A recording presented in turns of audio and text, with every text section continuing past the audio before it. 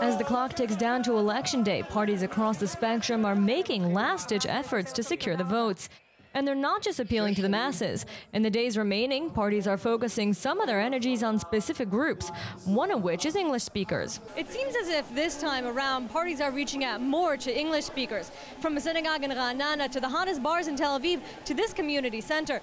Which begs the question, are English voters more sought after this time around than before? Well, it depends who you ask. I haven't noticed one way or another. Absolutely. I don't think the English speakers are a particular issue in the elections. Yes. I don't get the impression that people are going specifically after the English speakers. Night and day compared to 2 years ago. Anglo voters make up less than 5% of the electorate and represent all sides of the spectrum.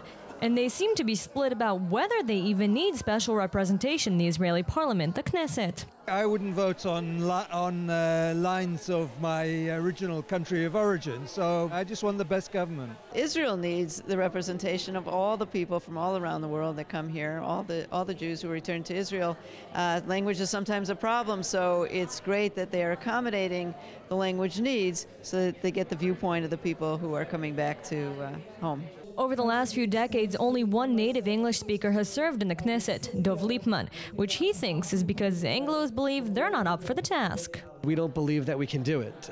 Hebrew-wise, people ask me, how is your Hebrew so wonderful? My Hebrew is not wonderful. There's also a culture which is difficult. It's a little bit of a rough and tough culture, people interrupting each other and screaming at each other and getting in each people's face. It's hard for us sometimes when we're not part of that culture. Others, such as Gil Hoffman of the Jerusalem Post, attribute it to the diversity along party lines. Meanwhile, party representatives are encouraging more English speakers to join Israeli politics.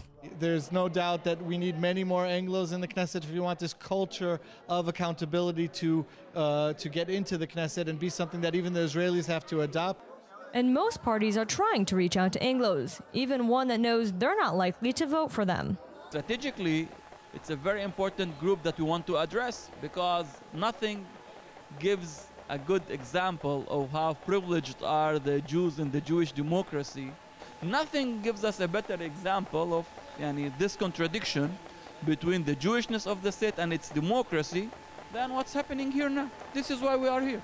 Many Anglos seem focused on the main topics of political discussions, not necessarily special needs for English speakers. Every single election, everybody's talking about how they're going to make things cheaper. Nobody's talking about where that money's coming from. They're all just saying how they're going to make it cheaper.